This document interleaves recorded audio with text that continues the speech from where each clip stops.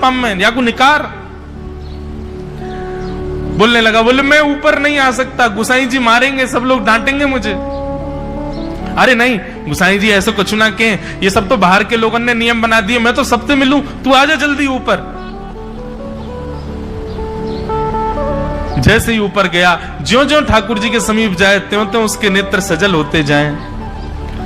ठाकुर जी के बिल्कुल समीप पहुंच गया। भगवान बोले, देख काई को रो भैया, जल्दी कर, मेरे पाम में कांटो लगो या को निकार। जिन चरण कमलों के स्पर्श के लिए सदा लक्ष्मी लालायित रहती है, ठाकुर जी ने उसकी गोद में अनायास अपने चरण रख दिए। बोले जल्दी कांटो निकार, कांटो लग गो मेरे पाम में। अब वो ठाकुर जी के सुंदर तलवों को अपने हाथ से ऐसे देख रहा है, ढूंढ रहा है कहां कांटा लगा है, कहीं उसको कांटा मिल गया।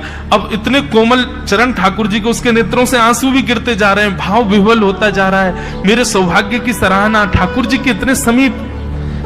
कांटा निकालने के लिए बार बार अपने अंगूठे से खींचे, लेकिन कांटा नहीं निकले। ठाकुर जी बोले, अरे जे हाथ पे ना निकलेगो। उसने पूछा कैसे निकलेगा? बोले अरे मेरो पाम पकड़ के अपने मुंह के पास ले जा और दांतन से निकाल, तब निकलेगा ये।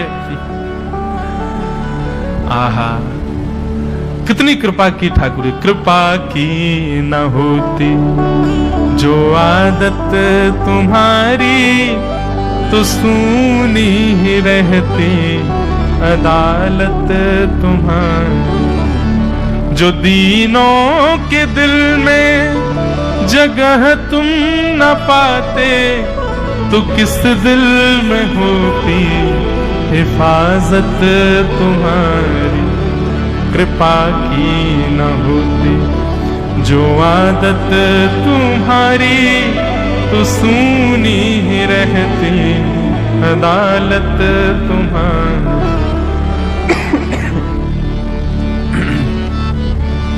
कितनी कृपा। उसने कांटा निकाला मुख से। ठाकुर जी बोले अब चल, मुंह से चलो ना जा रहा। गोविंद दास ने अपनी कदम खंडी में दाल बाटी बनाई है, मोह ले चल वहां पे। बोला कैसे लेके चलूं? बोले तेरे कंधान पे बैठ जाऊंगा मैं।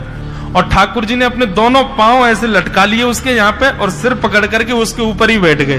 बोले चल ले चल मुख। वो तो महाराज बेहोशी सी हो रही है, उसको विश्वास ही नहीं हो रहा ठाकुर जी मेरे संग इतनी बड़ी लीला कर रहे हैं। गोविंद दास की कदम खंडी में पहुंचने से पहले उस बालक ने ठाकुर जी गोविंद दास जी मुझे बहुत मारेंगे, अगर उनको पता चल गई मैंने आपको छू लिया है तो मुझे बहुत डांटेंगे। आप एक काम करो, अब यहां से आप पैदल चले जाओ, मैं यहीं खड़ा हूं। ठाकुर जी बोले यहीं खड़ो रही हो, तेरे काजी दाल बाटी लेके आऊंगा मैं। ठाकुर जी पहुंच गए गोविंद दास के पास। आहा, जो ठाकुर जी अचल दिखते